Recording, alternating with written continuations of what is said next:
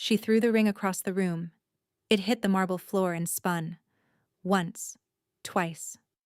Then stopped at his shoe. He looked down at it. Then up at her. And the entire room stopped breathing. Dante Cavara had never been handed back anything in his life. Not money. Not power. Not a threat. And certainly not a ring he had placed on a woman's finger 6 hours ago. His jaw tightened. Just slightly. The kind of movement that in his world meant someone was about to disappear. But she didn't flinch. She stood there in that white dress, chest rising and falling, eyes burning with defiance. Who is this woman? The question moved through the room like smoke. Because no one, not a single soul in that hall full of armed men and powerful names, had ever looked at Dante Cavara like he was the problem. Until now. And what happened next? Nobody saw coming. Before we go any further, if you live for stories that pull you under and don't let go, subscribe right now. Because this one, it doesn't slow down. It only gets darker, deeper, and more impossible to stop. The city of Vareno sat on the edge of the Adriatic like a secret the rest of Italy had agreed to keep. Beautiful from a distance, dangerous up close. The kind of place where old money and older crimes shared the same dinner table and nobody asked questions about either. And at the very top of that world, above the politicians, above the old families, above anyone who thought they held power in this city, sat one name, Dante Cavara, 34 years old. The kind of face that made people look twice and immediately wish they hadn't. He ran shipping lines that moved more than cargo. He owned buildings that housed more than businesses. And he operated in the spaces between law and consequence where men like him had lived for generations, cold, controlled, unreachable. He had not laughed in public in 4 years. He did not need to. A single look communicated everything, and the people around him had learned, sometimes painfully, to read it correctly. He was not cruel for pleasure. He was precise. And precision, in his world, was far more terrifying than cruelty. He had agreed to this marriage for one reason only: an alliance, a merging of 2 empires that his late father had begun negotiating before the cancer took him. It was business. Nothing more. The woman was part of the arrangement. He had not expected her to have opinions about that. He had not expected her at all. But now, standing in the grand hall of the Cavara estate with his wedding ring spinning to a stop at his feet, Dante looked at the woman across from him, really looked, and felt something shift. Not anger. Something worse. Curiosity. And in Dante Cavara's world, curiosity had a way of costing everything. Her name was Saoirse Maren, 26 years old. The only daughter of Benedict Maren, a man who had once been powerful enough to sit at tables with people like Dante Cavara, and who had spent the last 8 years slowly, quietly, losing everything those tables had given him. Bad investments, worse associates, and one decision so catastrophic that it had left the Maren name hanging by a thread so thin that even Benedict's oldest allies had stopped returning his calls. All except one. Dante Cavara had not called. He had arrived. Saoirse had been in the kitchen when it happened. Not because she was required to be. The Maren house still had staff. Barely. But because cooking was the only place in her life where the ground felt solid. Her hands knew what to do there. No politics. No debts. No names carrying the weight of other people's failures. She was making her father's favorite soup, the one her mother had taught her, with smoked paprika and a single bay leaf. When she heard the front door, then voices. Then the silence that meant something had changed in the house. She wiped her hands and walked into the hallway, and stopped. Her father stood near the entrance, smaller than she had ever seen him. Not in height, in everything else. His shoulders curved in a way she hadn't noticed before. His hands were clasped like a man waiting for a verdict he already knew. Across from him stood two men in dark coats. Between them, slightly ahead, completely still, stood someone she recognized from photographs she had never wanted to study too closely. Dante Cavara turned to her the moment she appeared, the way people who control rooms are always aware of every door in them. Their eyes met. Saoirse felt the discomfort of being assessed by someone very good at it. She lifted her chin, held his gaze for 2 seconds, then looked at her father. "What is happening?" Benedict opened his mouth, closed it. Dante spoke instead. "A conversation," he said. His voice was even, unhurried, the kind that had never once needed volume. "One your father should have had with you some time ago." "Then perhaps," she said carefully, "it should have been arranged for a time when I was invited." The two men in dark coats went very still. Her father made a small, pained sound. Dante did not blink, but something moved at the corner of his mouth. Briefly, barely, and then it was gone. "You were not invited," he said. "You arrived. There is a difference." "There is," she agreed. "And yet here we both are." He tilted his head, sent both men away. Then Benedict. Saoirse stood alone with him in her own hallway, suddenly aware that whatever her father had agreed to, she had not been consulted. What followed was precise and cold. He told her about the debt, her father's, enormous, acquired by Dante from someone far less patient. He set a document on the table between them, 14 pages, dense with text, already bearing her father's signature. She looked at it, then at him. "You cannot be serious." "I am always serious," he said. "It is one of my more consistent qualities." "You are asking me to marry you." "I am informing you the arrangement has been made. What I am asking, the only thing I am asking, is whether you intend to make this difficult." The answer, Saoirse decided, was yes. Absolutely yes, with everything she had. She read every page, all 14, while he sat without moving, without checking his phone, without displaying a single sign of impatience. When she finished, she set it down. "I have conditions," she said. He said nothing. "I will not be invisible in this arrangement. I will not be managed or kept from decisions about my own life. I will be spoken to as a person, not handled as a variable. And I will not pretend to feel things I do not feel for anyone's benefit." The silence that followed was the longest yet. Then Dante reached into his jacket, produced a pen, turned to the last page and wrote 4 words in the margin. "Agreed." All of them. He slid it across the table. "You agreed," she said slowly, without negotiating a single one. "I do not negotiate with terms that cost me nothing." He stood, adjusted his cuff. "A car will come Thursday morning, 8 o'clock." He walked to the door. "Mr. Cavara." He stopped, did not turn. "Why me?" she asked. "Out of every arrangement available to you, why this one?" A pause long enough that she thought he wouldn't answer. Then, without turning, "Because your father's debt was the only one attached to someone who read 14 pages of legal text without being asked and found 4 points worth fighting for." He left.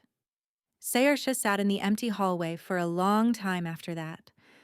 She did not know what to do with that answer. Thursday came anyway. And with it, a car. And with the car, a life she had not chosen, inside walls she did not know, beside a man she was certain she could not stand. She was wrong about one of those things. She just didn't know which one yet. And neither, though he would never have admitted it, did he. What happened next changed both of them. But before that could happen, someone else had already noticed. And that someone had already started planning. The Cavara estate was not a home. Saoirse understood that within the first hour. It was a statement. 4 stories of pale stone and iron balconies overlooking the sea, furnished so precisely that every object existed not for comfort, but for effect. Nothing was soft. Even the flowers in the entrance hall, white, long-stemmed, arranged with architectural severity, looked like they had been warned not to wilt. A woman named Sira met her at the door, head of household staff, 50s, impeccably dressed, eyes that had seen everything and given nothing away for so long the habit had become the person. "Your rooms are on the 3rd floor. Mr. Kavara is not in the house today. He asked that I be settled before he returns," Sayersha said, "or he instructed it." Sira considered her for one measured second. "In this house," she said carefully, "those tend to be the same thing." Her rooms were generous: a bedroom, sitting room, bathroom with windows over the water. On the desk sat 3 novels, not random. They were specific books she had mentioned in an interview 2 years ago for a small literary journal she was almost certain no one had read. She stood looking at them. Then she put them in the drawer and closed it. She did not want to be known by him. Not yet. She was still unpacking when the knock came. Not at her door. At the connecting door to the corridor. The woman on the other side was not staff.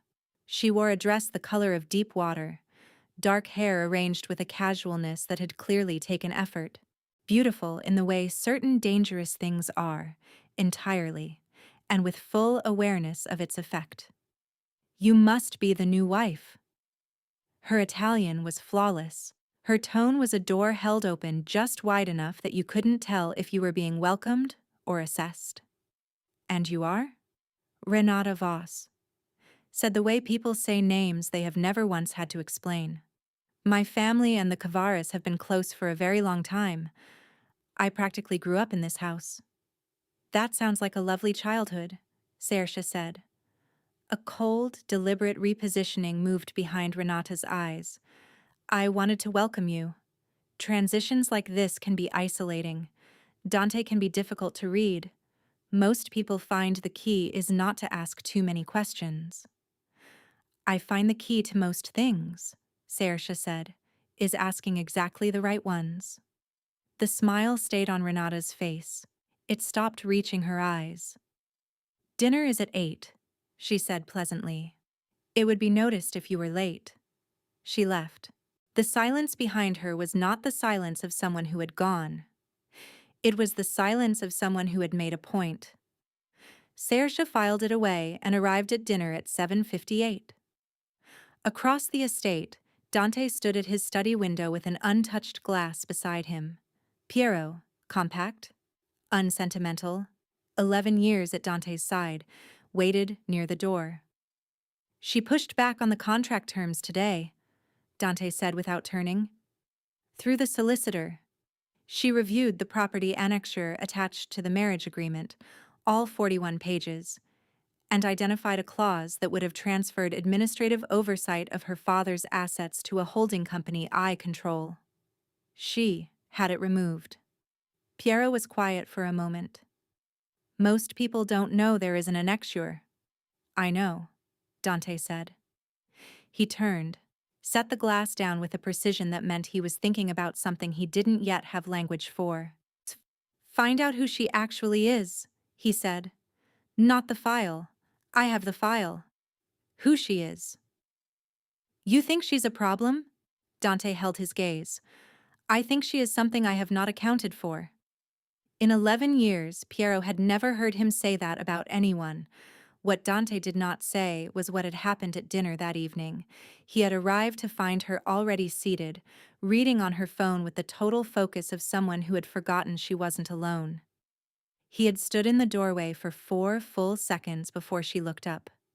4 seconds in which Dante Cavara had not known what to do with himself. He thought he was in control.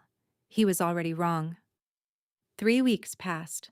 Sayersha moved through the estate with the self-possession of someone who had decided that if she was going to live in a place that wasn't hers, she would at least understand it completely. She walked every corridor, learned every staff member's schedule, found the courtyard behind the east wing. unused, overgrown with rosemary, the stone bench catching afternoon light at an angle that made it the warmest spot on the property. She began taking her morning coffee there. On the fourth morning of this new routine, she arrived to find Dante already on the bench. He was not doing anything, not on his phone, not reviewing documents, just sitting, jacket off, in the early light, looking at the rosemary. She stopped in the archway. "There is another bench near the fountain," he said, without looking up. "If you prefer." "I prefer this one," she said. "So do I." She sat at the opposite end. They drank their coffee without speaking. And the silence was, she noticed with mild irritation, not uncomfortable. She tried to make it uncomfortable through sheer deliberate stillness. She was not sure it worked.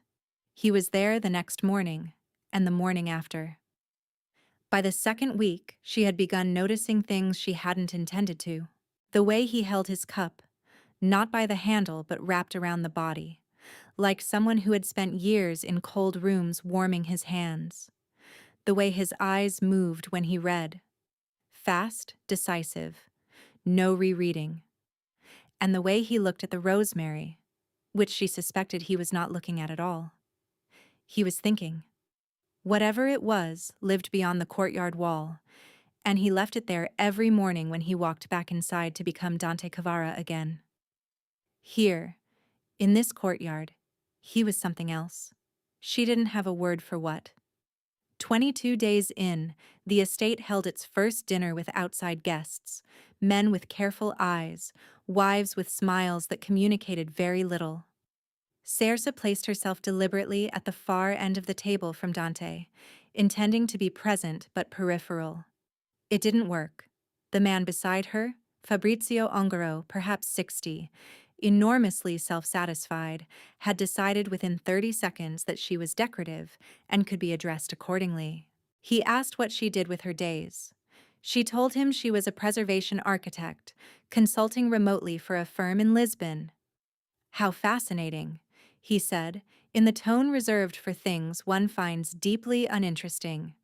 "The eastern wing of this estate has 3 load-bearing walls added roughly 40 years after the original construction," she said pleasantly. "Whoever commissioned them used an inferior limestone composite, technically sound for now, but they'll need attention within 15 to 20 years." Fabrizio stared at her. From the other end of the table she felt Dante's attention. She did not look back. Later, after the guests had gone, Dante fell into step beside her in the entrance hall. "The eastern wing," he said. "The eastern wing," she confirmed. "I was told those walls were sound." "They are, for now." "Who told you about the limestone composite?" "Nobody told me. I looked." He stopped at the foot of the staircase and watched her begin to climb. "Sayersha." She stopped. Did not turn. In 22 days he had not once used her name. It landed differently than expected, placed carefully, not dropped. "The books," he said. "On the desk." "When you arrived." She waited. "I read the interview. It seemed like something a person in a new place might want. Something familiar." She stood on the 4th step with her hand on the rail. "I put them in a drawer," she said. "I know. Sira mentioned it." "Why did you do it?" "You didn't have to." The silence stretched long enough that she turned around. He was looking up at her with an expression she had not seen before. Not assessment, not control. Just open, unguarded, for perhaps 3 seconds. "I don't know," he said. 3 words. Simple, undefended. From a man who had a reason for everything. She looked at him a moment longer than she meant to. Then she went upstairs, sat on the edge of her bed in the dark, and told herself it was nothing. A small human moment. She was almost convincing. The next morning the books were back on the desk. She had not moved them. She was certain. She sat down, opened the first one, and read until the light changed. She did not examine what that meant. But the atmosphere of the house had shifted. Small, almost imperceptible, like the change in pressure before weather turns. Neither of them mentioned the books again. But Renata Voss had watched the dinner table from the moment Sayersa spoke about the Eastern Wing, had watched Dante's face the way someone who has studied it for years knows how. What she saw told her everything. She took out her phone, made a call. What happened after that call? Nobody in that house was ready for. The invitation arrived on a Tuesday, a charity gala. Verano's upper world held 2 a year, events designed less for charity than for the public confirmation of hierarchy. Who sat where? Who spoke to whom? Who was accompanied, and how that person was received by the room. Dante told her about it in the courtyard the evening before, in the way he had begun telling her things, directly, without social warmth, as if briefing a colleague. She had come to prefer that. She had no tolerance for being managed softly. "It will be observed," he said, "how you conduct yourself, how I conduct myself toward you. And how will you conduct yourself toward me?" Appropriately. She decided not to ask what that meant. The gala was held in the Palazzo Serrano, 16th century, deliberately beautiful, its elegance a contrast to the business conducted inside. Crystal chandeliers, string quartet, a room where every smile was an intelligence-gathering operation. Sayersa wore dark green, not because anyone advised it, because it was the color she thought in. She moved close to Dante without being attached, cataloging exits and allegiances, reading the social geography of who avoided whose eye. She had been doing this for 40 minutes when she encountered Renata. It was not accidental. Renata had positioned herself near the drinks table in a location that made contact unavoidable without being obvious about it. When she saw Sayersa approaching, she opened her expression into something warm and public. "You look wonderful." "Thank you. Are you finding the estate comfortable?" So much history in those walls. A meaningful pause. "So many people who know it well." "I find history interesting," Sayersa said. "Old walls are something of a professional enthusiasm." Renata's smile held its position.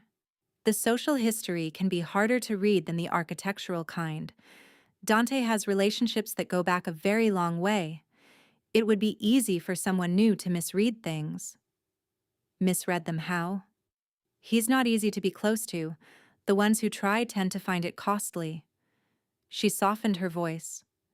"I say this as one woman to another." Sayersa held her gaze for a moment.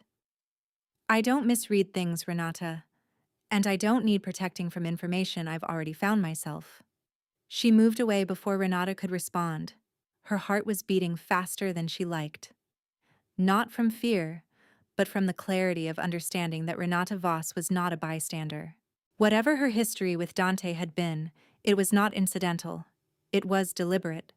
And it had not ended. She found a quieter corner near a window. Dante was beside her before she noticed him approach.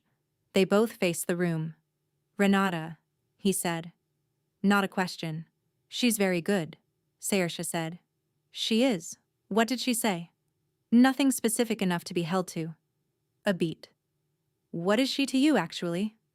The string quartet moved into something slower. "A complication," he said. "One I have managed for some time." "She doesn't feel managed.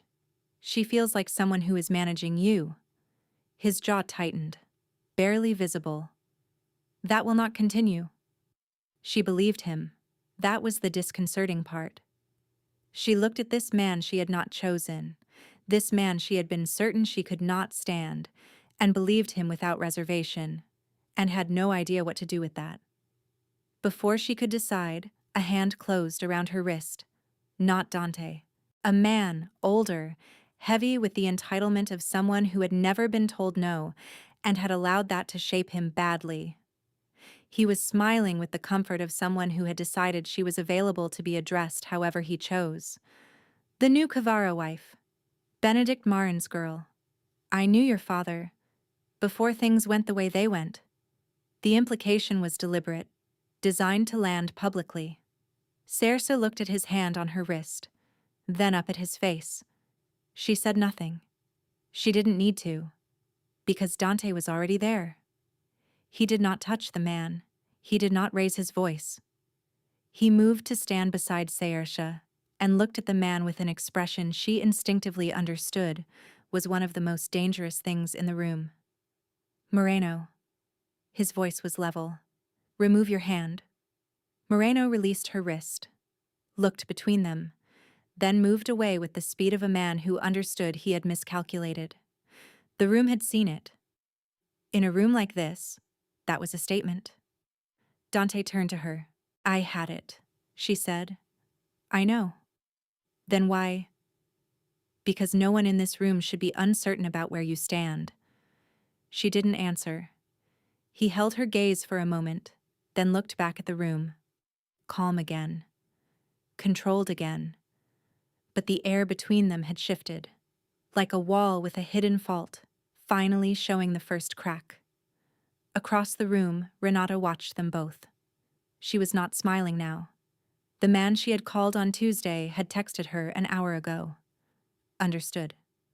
We will move within the week." Sayers did not know about the text. Dante did not know about the text, and neither of them knew that by the time the week was out, the ground beneath them was going to give way entirely. The week passed quietly. Too quietly.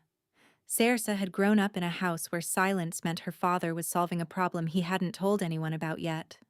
She had learned early that the absence of noise was not the absence of movement.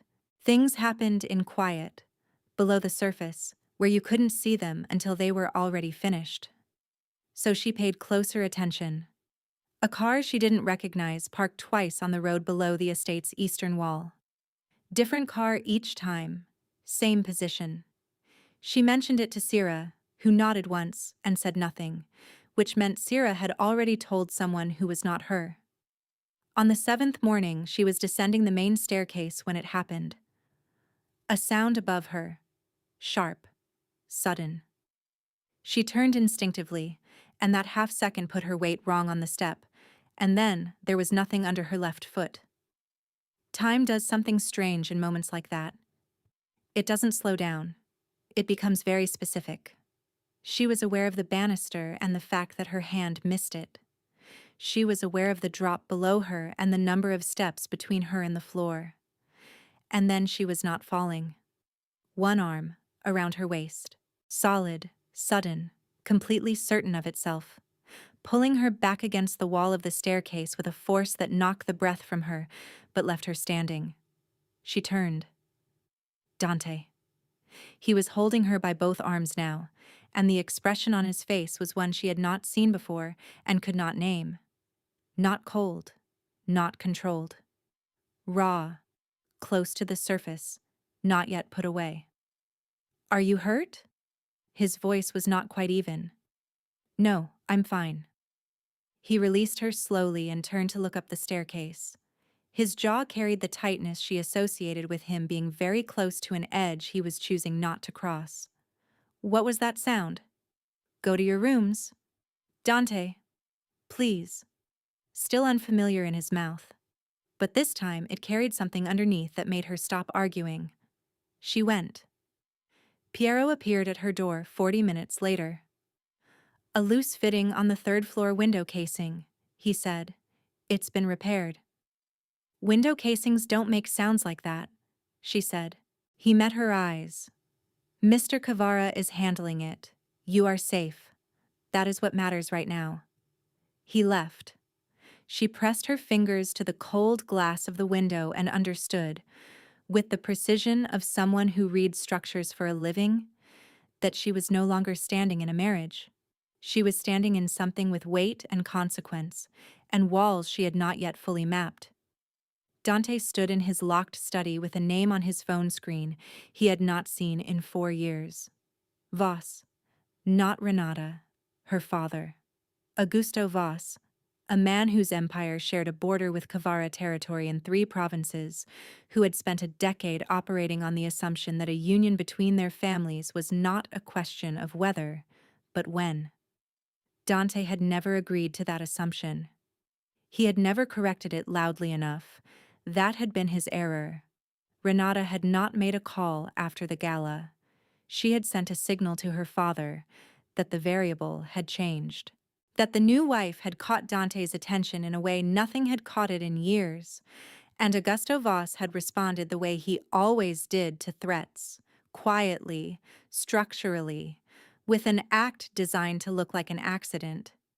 Dante had been at the top of those stairs when he heard the fitting give way, had understood what it meant before it was fully processed, had moved without deciding to move, down those stairs, with a purpose that had nothing to do with calculation. He had caught her, and then he had looked at her, standing against the wall with her breath coming fast, startled in the honest way of someone who doesn't pretend, and understood it with absolute clarity. He had not caught her because she was a strategic asset or a contractual obligation. He had caught her because the alternative was not something he was willing to think about. That was new. He did not know what to do with new. He went to her door that evening, knocked. She opened it and held his gaze with the direct look she used when she had already processed something and come out the other side. "You knew," she said. "Just accurate." "I suspected." "Who?" "Augusto Voss," he said. "Renata's father." Her expression shifted. "At the gala, when Renata said her family had been close to yours for a long time, it wasn't social conversation. It was a property claim." He stared at her. "Yes, exactly that. So what are you going to do?" "Dismantle it. The assumption that proximity to this family entitles them to a position in it. Publicly. No recoverable version." "That makes him more dangerous," she said. "Yes. And you're telling me because you are not a variable, Saoirse. You are not peripheral. You deserve to know what you are standing in." The silence that followed was full of things neither of them had a framework for. She nodded. "All right.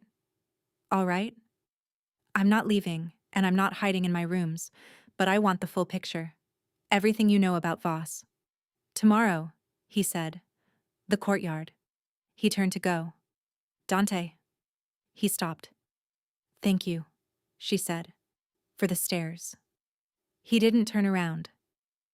But something changed in the line of his shoulders, something released that had been held for a very long time. "Don't thank me for that," he said quietly. He was gone. She stood with her back to the closed door, hands steady, mind clear. And underneath all of it, a feeling she had not had since arriving and had not expected to find here. She was not alone. She was not sure that was safe. She was not sure she cared. The attack on their position did not come from Voss directly. It never did, with men like that. It came in layers. Small, deniable, cumulative. A story appeared in a financial newsletter.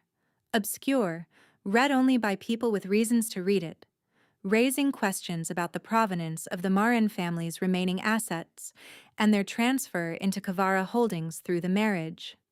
Technically accurate the way selective truth always is, no outright lies. It omitted that Dante had legally acquired the debt before the marriage, that the transfer was clean, and that Benedict had signed every document with full legal counsel present. It was enough. Within 48 hours, two of Dante's business partners sent politely worded inquiries through their solicitors. The careful, deniable distance powerful people create between themselves and anything that might become complicated. Saoirse found out through Sira. She read the article 3 times, then went to find Dante. He was already in the middle of it, Piero moving in and out of the study, controlled urgency in the air of the second floor. She stood in the doorway and held up her phone with the newsletter on screen. He nodded. "I know. My father's assets are protected. The documentation is unambiguous. This will not hold. But it will travel," she said. "Before it's corrected, it will travel. The correction never moves as fast as the story."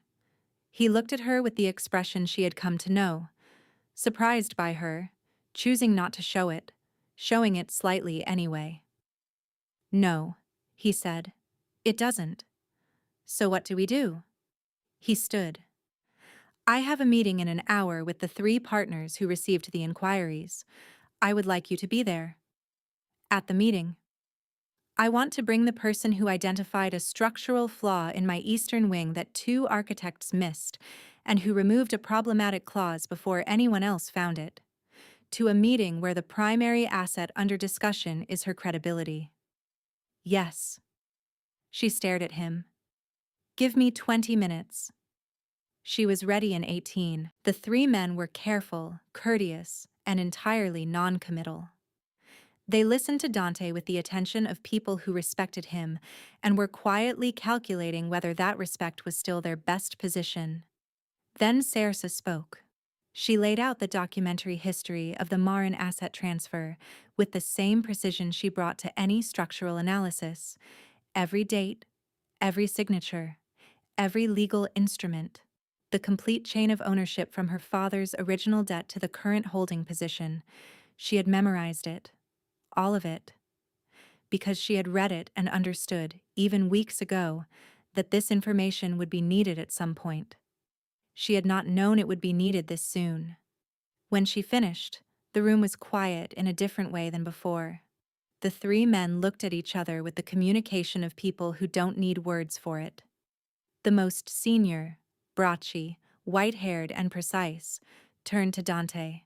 Your wife is remarkably well informed about your legal affairs. Many things about this marriage are unusual, Dante said.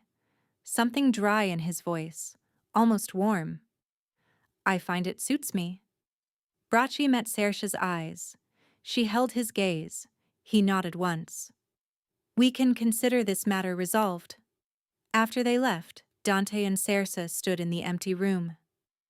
You memorized the documents, he said. I memorize things that matter. When did you decide this would matter? The day I signed them, she said. His eyes settled on her across the table, the thing she had been carefully not naming. It sat in the air between them and was very hard to pretend was nothing. She moved toward the door. Saoirse. She stopped. That was a pause. The pause of a man for whom honesty costs something, and who is paying it anyway. Remarkable. She turned. He was standing with his hands in his pockets, something entirely unguarded on his face. No assessment, just present. Don't be impressed by competence, she said, but her voice came out softer than she intended. I'm not, he said. I'm impressed by you. There's a distinction. She had no answer for that. She sat in the car staring at the water and understanding, fully, without being able to argue herself out of it, that something had shifted, not because of his name or his power, because of the man in that empty room who had been genuinely, simply impressed. 3 days later, a letter arrived. Handwritten. Voss Family Stationery. Addressed to her. Not to Dante. Signed by Augusto Voss himself. Not threatening. That was the most frightening thing. It was gracious. Measured. A warm hope that she was settling comfortably, and an open invitation to visit the Voss home for lunch at her convenience. She understood it immediately. Not an invitation. A test. Would she come alone? Keep it from Dante? Was there a version of her that could be separated from him, managed differently, turned into a pressure point? She took the letter downstairs and handed it to Dante without a word. He read it, folded it, set it on the desk. You brought this to me. Yes. You could have gone, told me nothing. I could have, she said. But whatever this is, whatever we are, I'd rather it be something honest. The silence held things that didn't yet have words. Whatever we are, he repeated quietly. He picked up his phone and made a call. Irreversible, unmistakable. A response to Voss that drew a clear line. When he ended the call, his eyes found hers. There is no going back from this. He will escalate. I know, she said. I'm still here. In his face, She saw what she had not seen before and would not forget. More settled than the rawness from the staircase. A man who had come to a decision. Yes, he said quietly. You are. Piero came to them at 6 in the morning. She was already awake. The sleeplessness of someone whose mind never fully closes, and found him in the corridor with his expression doing what it did when things had gone wrong. Dante was at his desk when she arrived.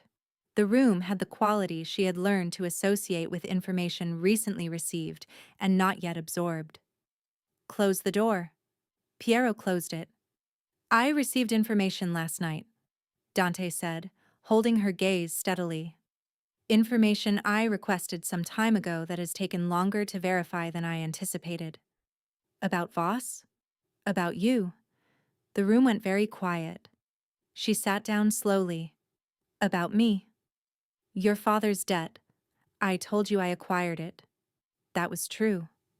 What I did not tell you, because I did not know when I told you, was the full context of how that debt was created. She waited. Your father borrowed against assets that were not entirely his to borrow against. The original holdings, the Marin coastal properties, the northern warehouses, the trade licensing agreements, were not built by your grandfather alone. They were built jointly by your grandfather and a business partner named Piero Sestri. She had never heard that name. Sestri died in 1987, Dante continued. He had one child, a daughter, 17 at the time, who disappeared from any documented record for 4 years. When she reappeared, she was using a different surname. She had built, from almost nothing, a series of import businesses along the northern coast. She had also married. Saoirse looked at him. Her married name was Voss. The silence pressed against her chest, against everything she thought she understood about the shape of her own life. Renata's mother, she said slowly, was the daughter of the man who built half of what your family has called its own for 40 years? Yes, she breathed. So, the debt was not financial mismanagement, it was manufactured, engineered over years through deliberate interference in your father's business relationships by Augusto Voss, who was waiting for the debt to reach a level that required external acquisition. He expected to step in when the Marin holdings finally collapsed and complete what he believed his late wife had been owed. She stared at him. You acquired the debt instead. Before he could. I did not know the full context at the time. She stood, crossed to the window. The morning was gray, the sea the same color as the sky, no line between them. He wants the properties back. That's what all of it is. Renata, the newsletter, and the staircase. She turned. We are standing between him and something he has been planning for 30 years. Yes. And my father does not know, or has chosen not to know. I cannot tell you which. She absorbed that, set it aside for later when she had space to feel what it required. What outcome is he working toward specifically? He wants this marriage dissolved, on grounds that the original debt acquisition was made under false pretenses, using the Sestri history as leverage. He has been building a legal case for months. Not strong, but real. If the marriage dissolves, the asset transfer unravels. The Marin holdings revert. He steps in. He went to a great deal of trouble, she said. He is a patient man, Dante said, accustomed to winning by waiting. Is his legal case actually viable? Something moved in Dante's expression, the nearest thing to uncertainty she had seen there. My lawyers believe we can defend against it, but the process will be... A sharp sound from below the house, then another. Both went still. Piero was at the door immediately, phone at his ear. East Gate, 2 vehicles, armed, 6, maybe 8 men. Dante was standing. Voss? Almost certainly. Contracted. Not his personal people. Deniable. Dante looked at her. Underneath the complete control she had first seen in her father's hallway, close to the surface, The raw thing from the staircase. The thing that was not coldness and not calculation. Stay in this room. She looked at him. Sayersha, please. Tell me what you need me to do, she said. Don't tell me to stay in a room. Something passed through his face. Stay near Piero, away from external windows. And if something goes wrong, he stopped. Nothing will go wrong, she said. She said it with a steadiness she did not entirely feel, and gave it to him anyway, because it was what the moment needed. He looked at her for one more second. Then he moved. The east gate held longer than expected. Sayersha stood in the corridor outside the study with Piero 3 steps to her left, listening to the controlled urgency of the ground floor. Voices, movement, the vocabulary of people who knew exactly what they were doing.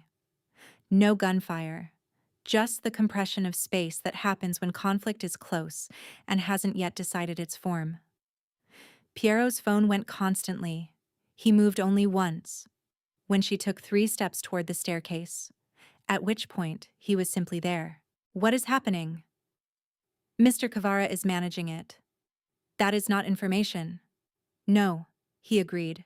It is not. Piero, I need to understand the geometry so I can be useful rather than a liability. He looked at her with the expression of a man genuinely uncertain of his instructions. Then, 3 men at the east gate, 2 more approached the service entrance. Mr. Kavara and 4 of the security detail are at the east gate. 1 man is at the service entrance. The rest are positioned on the 2nd floor. The service entrance, where does it connect? East corridor, main hall, stairs. 1 man, she said, at an entrance that runs directly to the interior of the house. She held his gaze. The east gate is the distraction. Piero raised his phone. Too late. From below and to the right, the east corridor, exactly where she had said, came the sound of a door and then movement. Piero placed himself between her and the staircase. She moved with him, back toward the study, her mind running the layout of the 2nd floor she had memorized in her 3rd week. Every corridor, every exit, because that was what she did in New Spaces. The window at the end of the corridor, fire escape.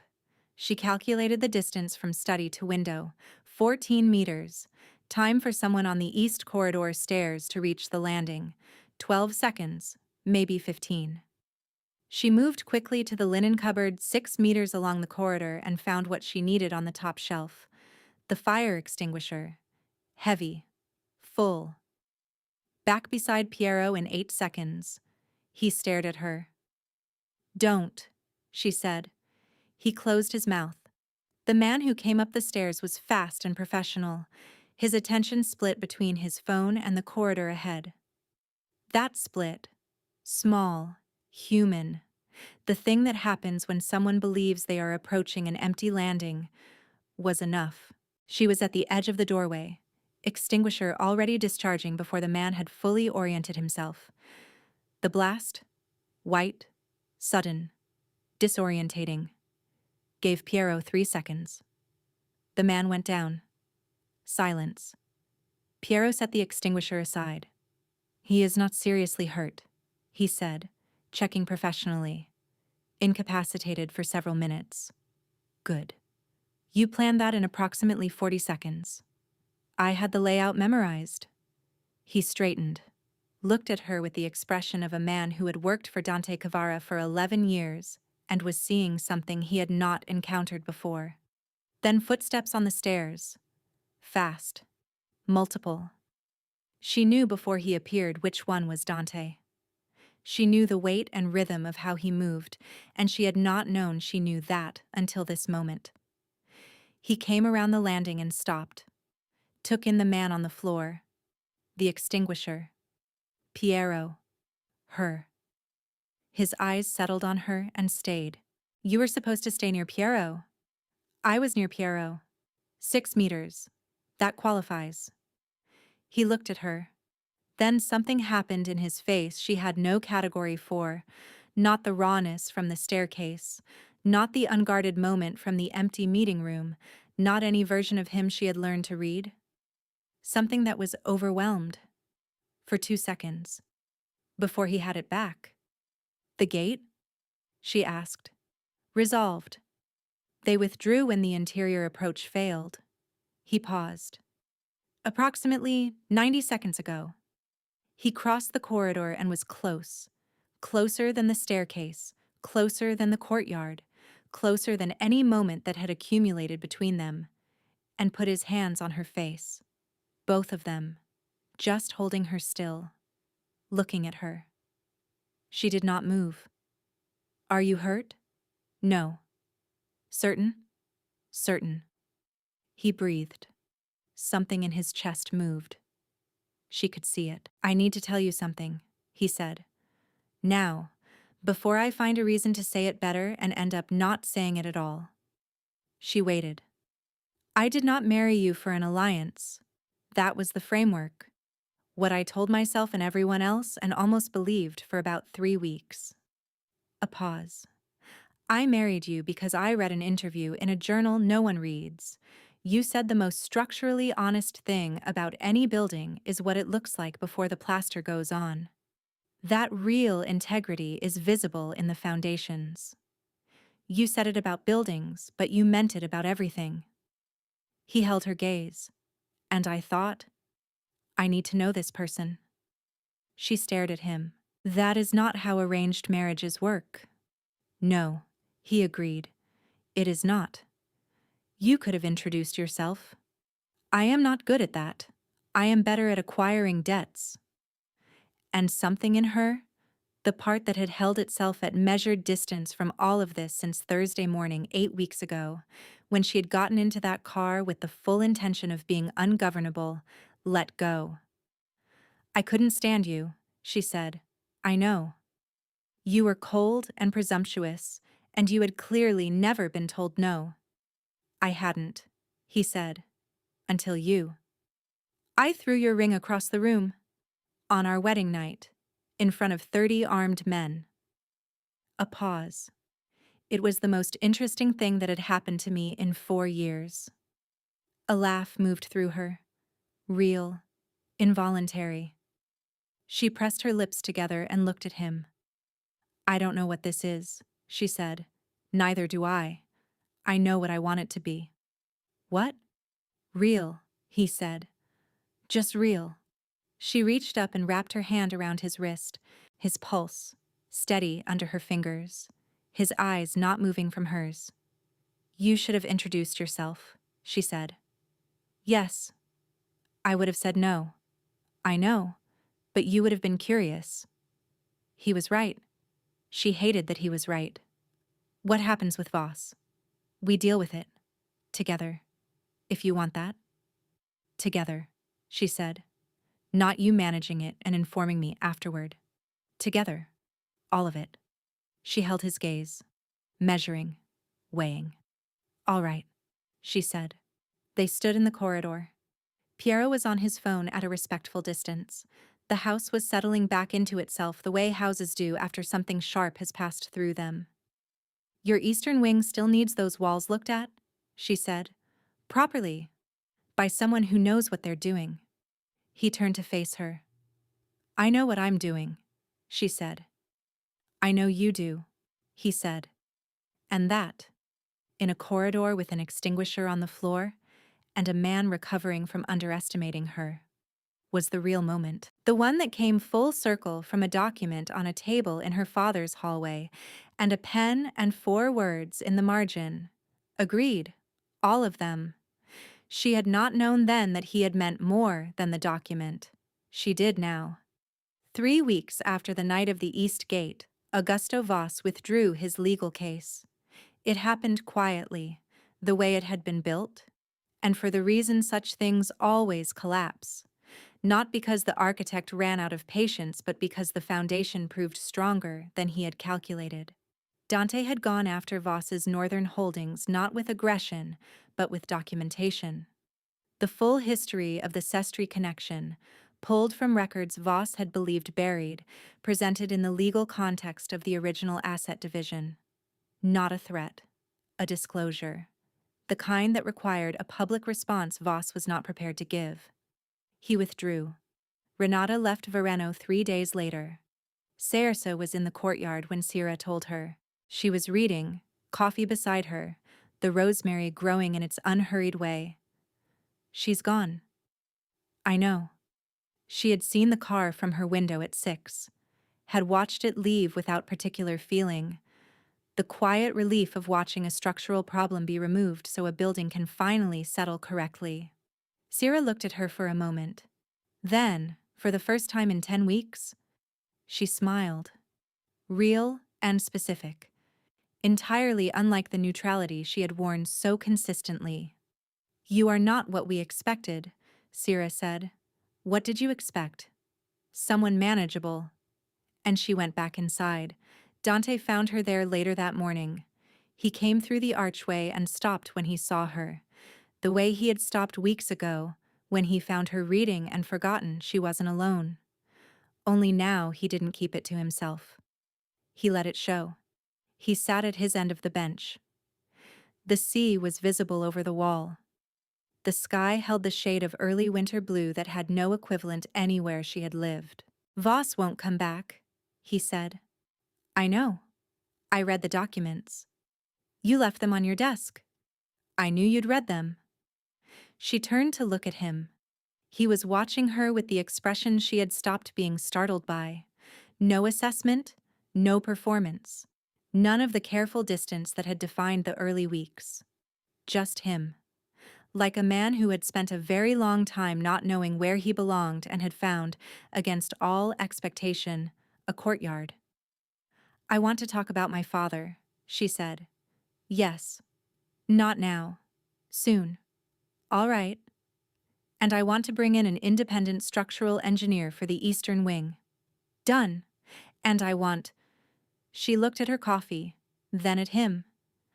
I want this to be something we chose, not something we inherited from a debt and a document and someone else's 40-year plan.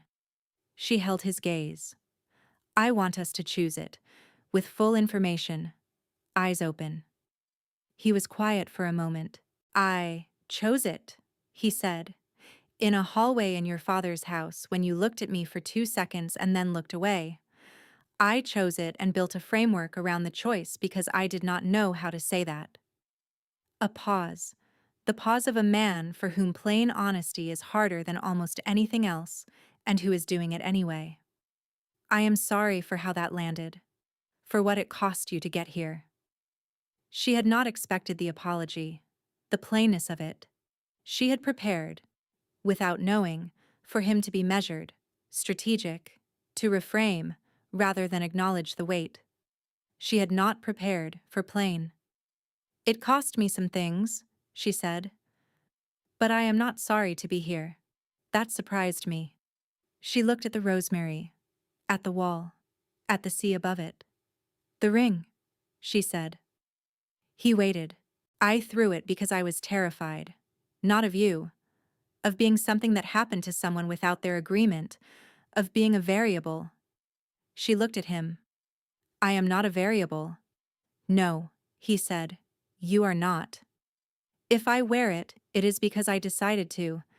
Not because of the debt or the arrangement or what our fathers built between them. He reached into the inside pocket of his jacket. She stared. He had carried it since the wedding night. She understood that immediately. Through all of it, the gala, the staircase, the corridor, the empty meeting room, in the inside pocket of his jacket. He set it on the bench between them. Did not reach for her hand, did not ask. Just set it there in the morning light on the stone bench in the only place in this entire estate where he had ever been simply himself. She looked at it. Then she picked it up and put it on her own hand. He watched her do it. And the expression on his face. She thought she would carry it for a very long time. Not because it was dramatic, because it was the opposite. Just this man. In the quiet of being seen and staying.